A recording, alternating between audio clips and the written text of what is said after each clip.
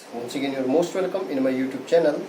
बच्चों, आज कक्षा 12 के छात्रों के लिए जो टॉपिक है वो टॉपिक है गोलीय दर्पण के लिए फोकस दूरी एवं वक्रता त्रिज्या में संबंध। ठीक है, जिसको हम इंग्लिश में बोलते हैं relation between focal length and radius of curvature of A spherical mirror. ठीक है, गोलीय दर्पण में फोकस दूरी तथा वक्रता त्रिज्या में क्या संबंध होता है। तो आइए हम शुरू करते हैं अवतल दर्पण के लिए।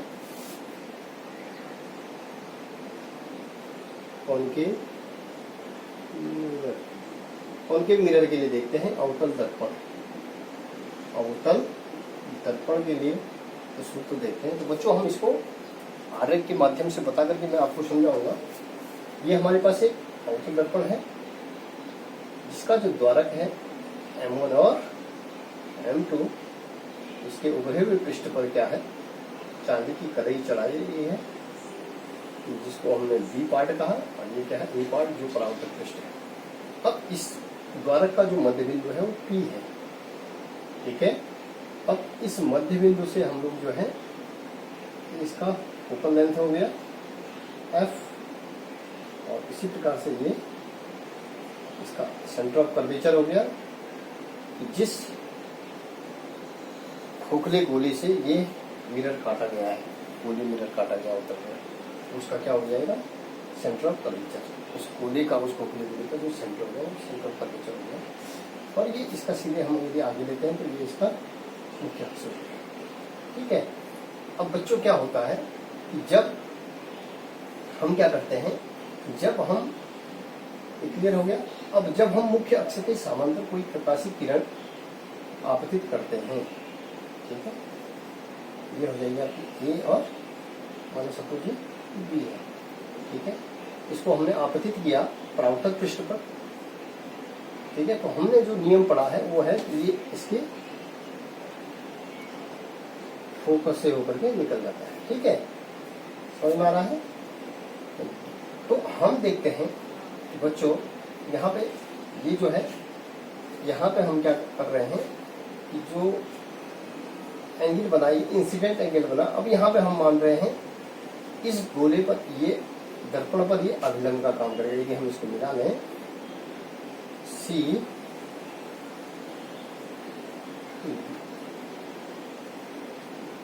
B और M, यदि हम इसको अभिलंब को मिला लें तो हम देखते हैं बच्चों कि ये जो कोण हो जाएगा, ये कोण हो जाएगा आपका तल कोण।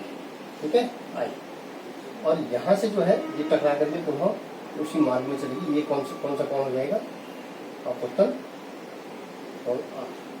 ठीक है, अब हम इस के हिसाब से हम कहेंगे कि ये पूरी जो हमने क्रिया, जो हमने किया उसको हमने लिखना है।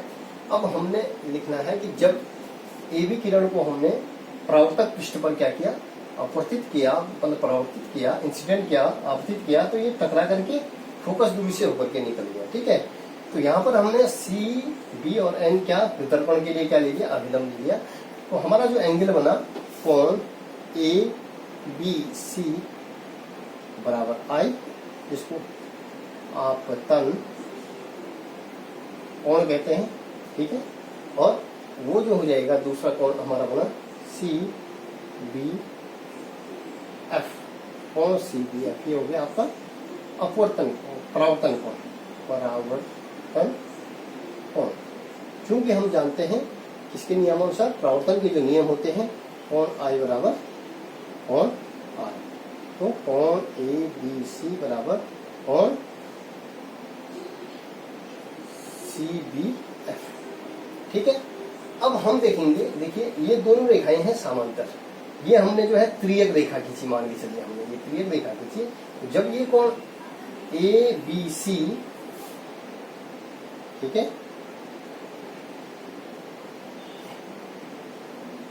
AB समांतर है किसके, CP के, ये ध्रुव है। ठीक है, तो उस कंडीशन में, ठीक है, ये समांतर है, तो CB क्या है, त्रियक रेखा है। तो त्रियक रेखा हम इसको कहेंगे।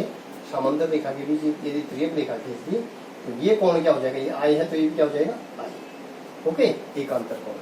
तो हम इसको बोलेंगे कोण A B C is equal to कोण बी सी एफ, ठीक है, बी सी एफ, ये किसके होंगे, आई के, ये इनको हम लिखेंगे एकांतर कोण। क्या है, एकांतर कोण क्या होते हैं, बराबर, ठीक है। दूसरा हमने परावर्तन कोण से माना, दूसरे परावर्तन कोण से हमने लिया कि कोण आई बराबर कोण आर के, ये कोण आई बराबर आर के, तो मतलब ये भी जो है ये कोण भी बराबर है, ये कोण भी बराबर है। तो हम किस त्रिभुज में लेंगे, अब देखेंगे बच्चों, हम लेते हैं त्रिभुज, इस वाले त्रिभुज में लेते हैं त्रिभुज BCF में, BCF में कोण C, कोण BCF तथा कोण CBF, ये वाला कोण और ये वाला कोण क्या है, बराबर है। BCF is equal to CBF, ठीक है। तो हम कह सकते हैं इनकी भुजाएं भी क्या होंगी, बराबर। BF इज इक्वल टू क्या हो जाएगा, CF। ये जो BF है, ये वाली भुजा जब दोनों के कोण बराबर है तो इसके सामने वाली भुजा और इसके सामने वाली भुजा क्या होंगी, बराबर होंगी, ठीक है। तो BF is equal to CF, ठीक है। अब चूंकि हम मानते हैं बच्चों, हम देखते हैं कि ये जो ध्रुव है, ये इसका द्वारक माना सपोज छोटा है, ये जो दर्पण है इसका द्वारक क्या है, छोटा है। तो इस B को हम कहाँ पे मान रहे हैं, P पे मान रहे हैं। तो हम बोलेंगे, हम मानते हैं, माना दर्पण का द्वारक, ठीक है, द्वारक क्या है, छोटा है, द्वारक छोटा, माना दर्पण का द्वारक छोटा है, तब हम क्या बोलेंगे, FP is equal to FB। हम यहाँ पे मान लेते हैं ये वाली जो डिस्टेंस है और BF और PF क्या है, बराबर है, ठीक है, समझ में आ रहा है। अब आप जानते हैं यहाँ ध्रुव से फोकस के बीच की दूरी, इसको हम बोलते हैं F, ठीक है। और ये जो है हमारा ये सेंटर ऑफ कर्वेचर से इसकी दूरी, ध्रुव ये हो जाएगा R, ठीक है। सेंटर ऑफ कर्वेचर से ध्रुव की दूरी क्या होती है, R होती है। तो हम ये वाली वैल्यू ले लेंगे। अब हम बच्चों क्या निकालते हैं, अब हम इसमें निकालेंगे कि चूंकि आप देख रहे हैं कि ये जो है, मैंने कहा कि BF, ठीक है, यदि FP is equal to BFP, तो तब हम क्या कह सकते हैं, CF is equal to BF is equal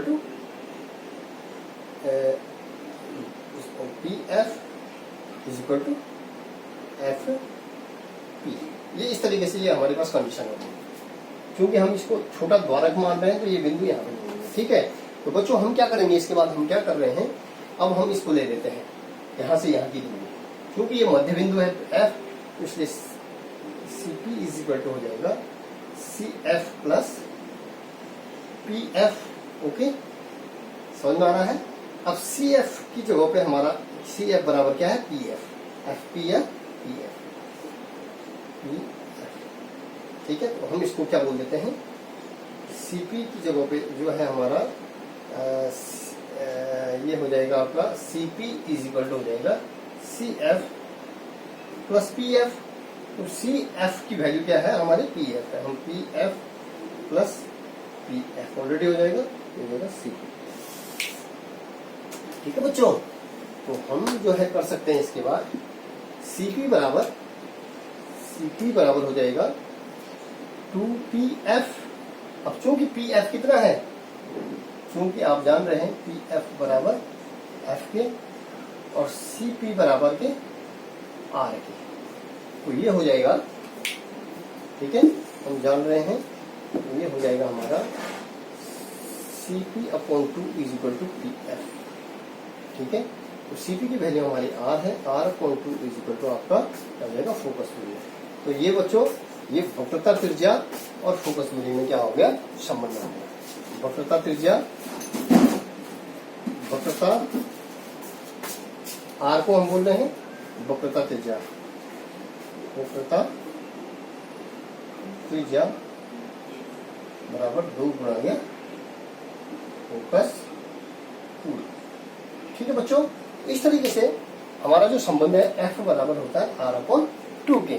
तो ये जो संबंध है, इस संबंध को ये परीक्षा की दृष्टि से बहुत ही महत्वपूर्ण है और ये हमारे पास जनरल हम हर जगह पर इसको यूज करेंगे। ठीक है, तो बच्चों ये जो है हमारा जो टॉपिक था, ये टॉपिक क्लियर हुआ। उसके बाद जो मैं दूसरा टॉपिक आपको बता रहा हूँ वो टॉपिक होगा हमारा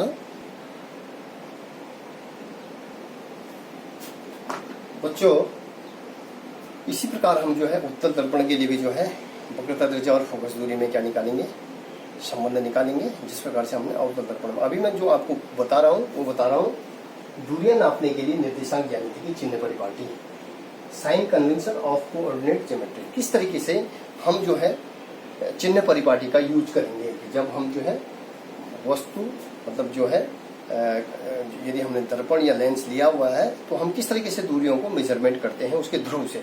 ठीक है, तो हमेशा जो है दूरियां नापने के लिए हमेशा जो है हम इस तरीके से डायग्राम हमारे पास होता है। ठीक है, तो ये मध्य बिंदु O है।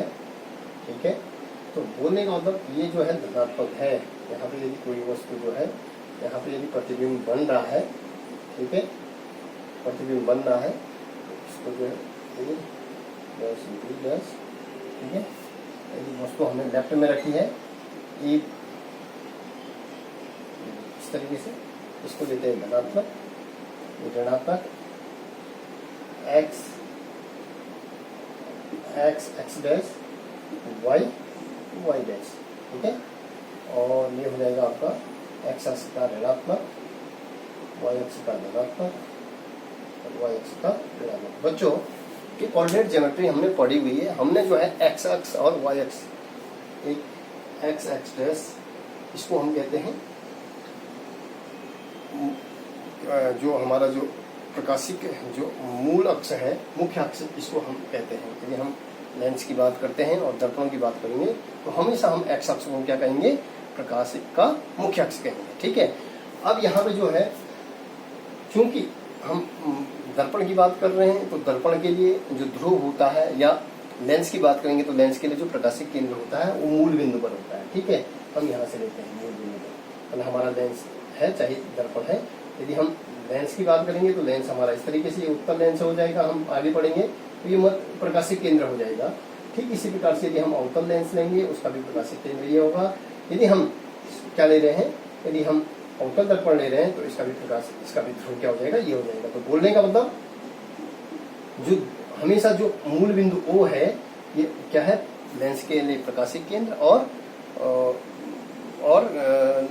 जो दर्पण है दर्पण के लिए ध्रुव का काम करता है। ठीक है, दूसरा मैंने कहा कि प्रकाशिक अक्ष हमेशा एक्स अक्ष क्या होता है, इसका मुख्य अक्ष होता है।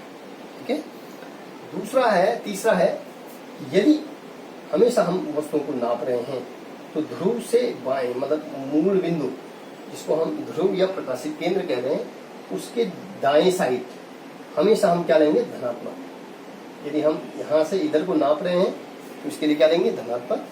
और यहाँ से हम यदि लेफ्ट साइड बाएं साइड ध्रुव से बाएं ओर नाप रहे हैं तो वहां पे क्या लेंगे, ऋणात्मक लेंगे। क्लियर है।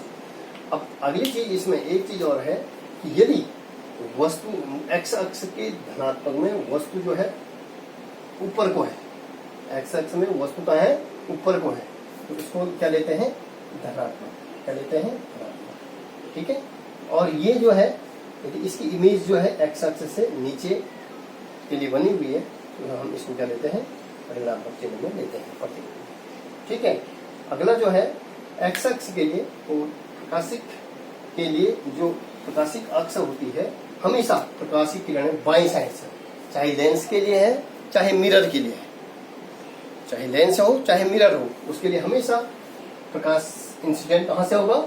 हमेशा बाएं साइड से इंसिडेंट। प्रकाश कहाँ से इंसिडेंट होगा? हमेशा बाएं साइड से। बाएं से इंसिडेंट होगा। तो बाएं से इंसिडेंट होने पर अवतल दर्पण की यदि बात हम कर रहे हैं, यदि हम किसकी बात करेंगे? अवतल दर्पण की बात करेंगे या अवतल लेंस की बात करेंगे, ठीक है, तो उसके लिए जो है हमेशा अवतल दर्पण के लिए जो फोकस दूरी होगी वो क्या होगी? धनात्मक। अवतल दर्पण के लिए फोकस दूरी क्या होगी? धनात्मक। अवतल दर्पण के लिए जो फोकस दूरी होगी वो होगी आपकी ऋणात्मक। सॉरी, ये क्योंकि हम यहाँ से यहाँ नाप रहे हैं तो ये ऋणात्मक वाली डिस्टेंस है। तो अवतल दर्पण की जो फोकस दूरी होती है, मानो सपोज ये है, इसका प्रकाशीय केंद्र है, ठीक है, मतलब सेंटर ऑफ कर्वेचर। तो बोलने का मतलब हमेशा साइन नापेंगे। अवतल दर्पण की फोकस दूरी ऋणात्मक और उत्तल दर्पण की जो फोकस दूरी होगी, यदि हम इसको उत्तल दर्पण की फोकस दूरी क्या होती है? धनात्मक होती है, ठीक है। इसी प्रकार से हम जो है चिन्ह परिपाटी का प्रयोग करके हम जो है साइन का यूज करते हैं, दूरियों को मेजरमेंट करते हैं, चाहे लेंस के लिए हो चाहे मिरर के लिए हो।